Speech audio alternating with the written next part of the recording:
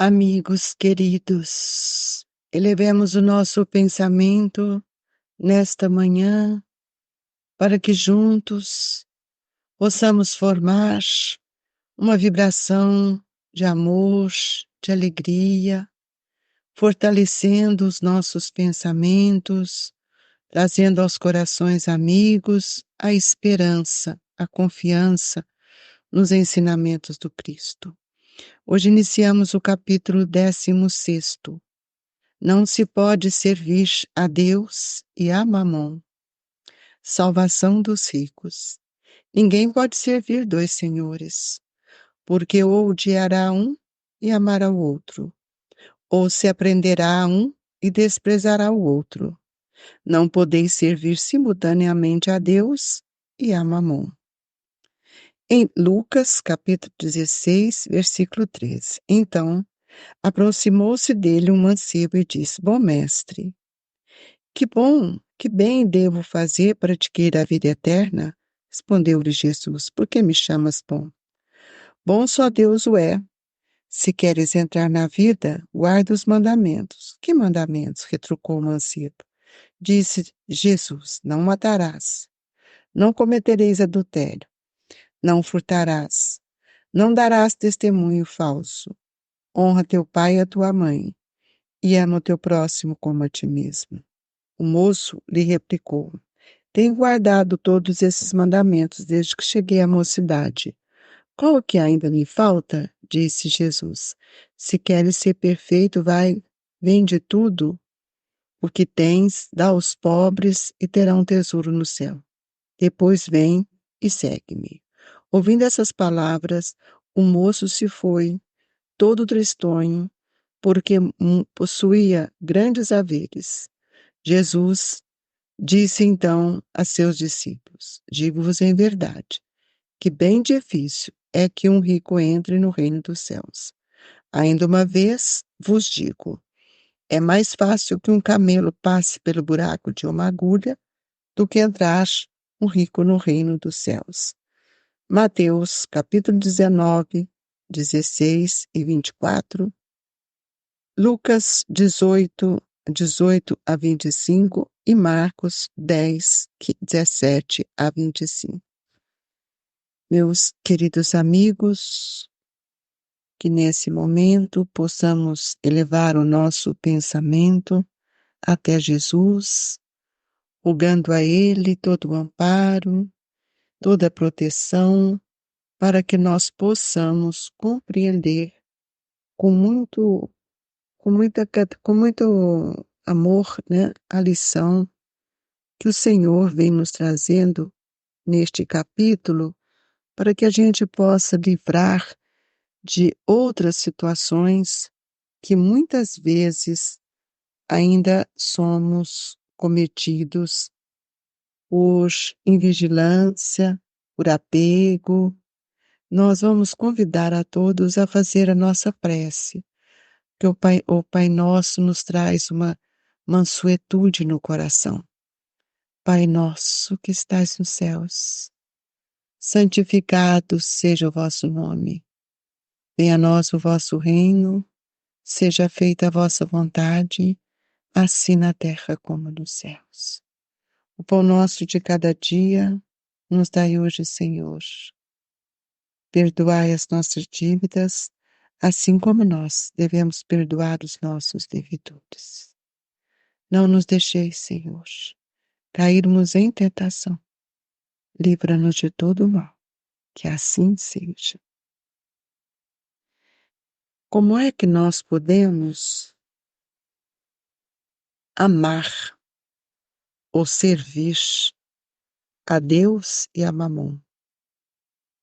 Deus é o Pai que nos criou, e nós temos visto que na sua criação nós temos 3 elementos que tudo nos ensina, que nos sustenta, que nos alimenta, que nos traz equilíbrio, que é a terra, o sol, a água.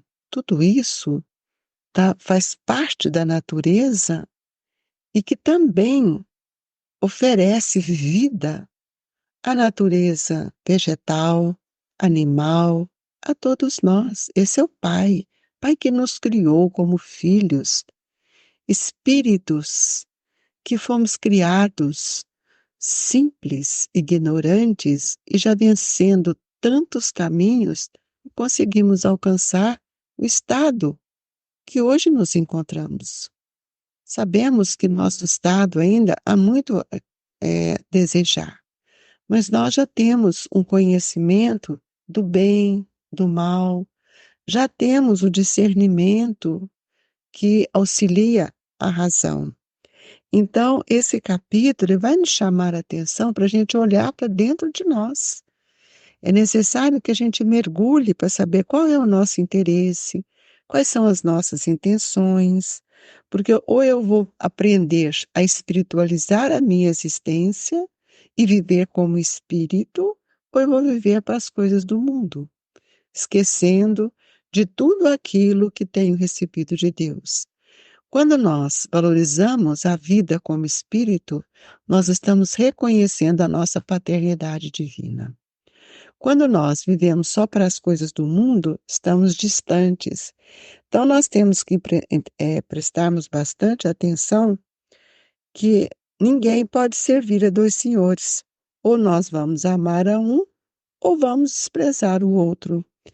E se nós somos cristãos, e quantos milênios estamos caminhando, quantos séculos, nós vamos ver que nossa situação ainda é uma situação bastante triste, por tudo aquilo que nós temos vivenciado, situações de perplexidade que temos vencido nas estradas que o mundo nos oferece. E é por isso que os apóstolos nos deixaram tantos exemplos para que a gente pudesse sentir em nós que também nós podemos lutar para um mundo íntimo melhor. Nós encontramos também na nossa caminhada os mártires do cristianismo que se alimentaram de fé na palavra do Cristo. Eles não mergulharam nas ilusões. E a maioria, nós vamos ver, de todos esses cristãos que estão aí reencarnados junto conosco, têm cooperado na divulgação da verdade, testemunhando o seu amor. Mas nós também encontramos aqueles que ainda trazem dentro de si falsos sentimentos. Falam do Senhor, mas não respeitam as suas leis. E nós precisamos ter respeito a Deus, a quem devemos servir. E esse olhar, ele só vai acontecer se nós verdadeiramente compreendermos a vida como espírito, porque Jesus, quando veio, ele nos disse que veio implantar o reino de Deus em nossos corações. Isso, ele estava cumprindo a vontade de Deus. E como o reino do Cristo ainda não é o da terra, nós temos que ver, então, que esse reinado não se pode ser realizado com as questões com as questões do mundo. Estamos no mundo para evoluir. Estamos no mundo porque é uma necessidade de aprender a desprender da posse, a mudar o nosso olhar para a vida. E nós precisamos entender que o mundo não pode nos completar. Nós estamos aqui numa escola por um tempo. E às vezes, nesse tempo, nós não observamos a oportunidade que temos de vencer os nossos vícios, os nossos hábitos antigos. E a reencarnação, ela é um estado de evolução que Deus nos concede para que aprendamos a renovar os nossos sentimentos. Então, quando nós estamos ligados às questões do mundo, isso não nos interessa. Então, nós vamos ver que todos nós devemos nos esforçarmos para aprender a viver aquilo que o Evangelho de Jesus veio nos ensinar, aquilo que o Cristo veio nos ensinar. Então, o Cristo, ele tem uma linha central de pensamento que vai nos direcionar, por isso que ele é o mestre, por isso que ele é o modelo. E nós sabemos que Jesus é o único, nós não temos outro Jesus, outro Cristo. Outro Cristo, porque o Cristo é o Filho unigênito do Pai, que recebeu quando encarnou o nome de Jesus. Então, ele é o Senhor. E Deus, ele nos enviou para que ele nos ensinasse que nós, filhos da terra, temos que aprender a sair desse olhar de terra a terra para sentir a grandiosidade dessa construção que cada dia, como espírito, cada reencarnação temos realizado. Então, nós vamos ver que todos nós estamos buscando essa luz que vai nos permitir entrar nesse processo de evolução muito mais rápido. E é com Jesus que nós vamos aprender a servir. Então, por isso que nós somos servos de Deus.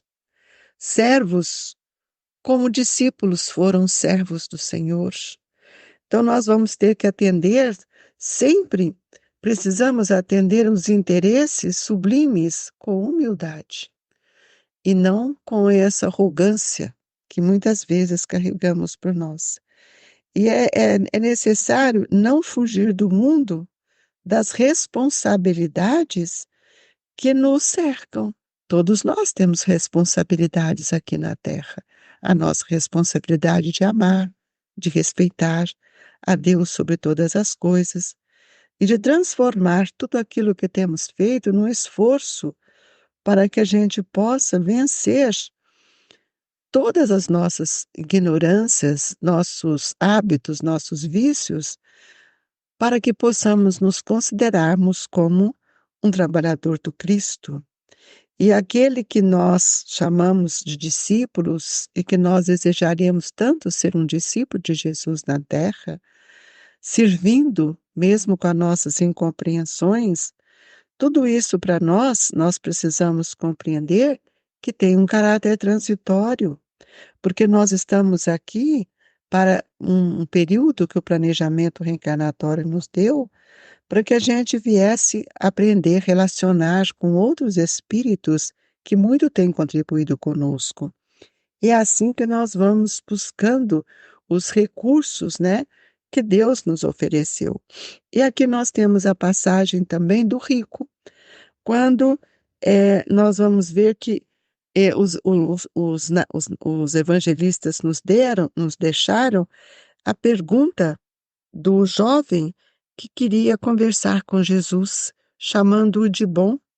E Jesus então diz que bom só era Deus. Olha a grandeza de Jesus. Então, esse rico da parábola que apresenta, né, que ele fala que tem guardado todos os mandamentos desde que cheguei à minha cidade, mas quando Jesus lhe faz o convite, se queres ser perfeito, vai, vende tudo o que tens, dá aos pobres e terás um tesouro no céu. Depois vem e segue-me. Ora, ele levou isso ao pé da letra, porque não é isso que Jesus está pedindo. Jesus está dizendo que nós precisamos nos desprendermos, né? Então, nós não podemos ver que o rico da parábola, ele tenha só um olhar. Todos nós somos surpreendidos por muitas situações, em que muitas vezes esquecemos de que a riqueza pode nos atrapalhar. Não é somente o rico que poderá fazer o bem, todos nós podemos fazer bem, mas o que está nos mostrando aqui é que nós não podemos fazer da riqueza um aprisionamento para todos nós. Então, quantos aflitos, quantos doentes poderiam ser beneficiados com os recursos que temos? Mas nós ficamos presos. O que a lição nos mostra é justamente o apego. E é por isso que é difícil a gente, quando Jesus disse, é mais fácil que um camelo entrar no reino dos céus, Jesus, no buraco da agulha, né? no buraco de uma agulha do que o rico no reino dos céus. Por quê? O cabo, o camelo que ele está falando aqui, é que o cabo, as linhas que tinha naquela época, é feito com os pelos de camelo. Mas nós não vamos entrar no reino dos céus ou no reino de Deus carregando conosco ainda a força do materialismo. E nós sabemos que o tesouro real da vida está no nosso coração. Onde você guarda o seu tesouro? É onde estão os seus valores, onde estão os seus nobres sentimentos. Por isso, lembremos sempre, meus irmãos, que o tesouro real da vida está no nosso coração. Quem não pode dar alguma coisa de si mesmo, na boa vontade, com um sorriso fraterno, uma palavra sincera, com bondade, com encorajamento, ele não conseguirá, de forma alguma, estender eh, esses valores que poderão aquecer, levantar o bom ânimo de outros espíritos. Então, o amor, ele abre as portas da plenitude espiritual. E é com ele que nós vamos semeando a verdadeira caridade no coração de nossos irmãos. E é pela caridade que também nós vamos diminuindo o mal para dissipar as trevas que ainda estão dentro de nós. Então, a pobreza, ela é uma ficção, porque a pobreza, ela está muito mais no rico avarento do que naquele que é pobre e cheio de virtudes. Por isso, todos nós temos algo a oferecer. Por isso que a parábola de Jesus, a palavra de Jesus nas bem-aventuranças, eles chamam aqueles que tinham muito a oferecer de pobres de espíritos. Porque pobres de espíritos não é aquele bem-aventurados pobres de espírito, bem-aventurados aqueles que são ricos de valores. Pobres de espíritos era, sem dúvida, uma conotação dos fariseus, porque eles não tinham a cultura, eles achavam que eles eram pobres. Todos nós podemos auxiliar o nosso irmão, e todos nós podemos servir, e todos nós, na grande maioria, podemos já entender que quanto mais nós nos desprendermos dos bens materiais, nós estaremos mais soltos, mais livres para auxiliar o nosso irmão. Então, é isso que o moço ficou tristonho, porque ele não havia compreendido o que Jesus lhe pediu. Então, dá aos pobres o que terá o tesouro no céu. Ora, dar aos pobres é auxiliar, não é pegar uma fortuna e de sair distribuindo e ficar na miséria física. Não é isso. Ele está falando do desprendimento que cada um de nós devemos, então, nos aprender e nos esforçarmos, dar de si, dar o valor para o nosso próximo.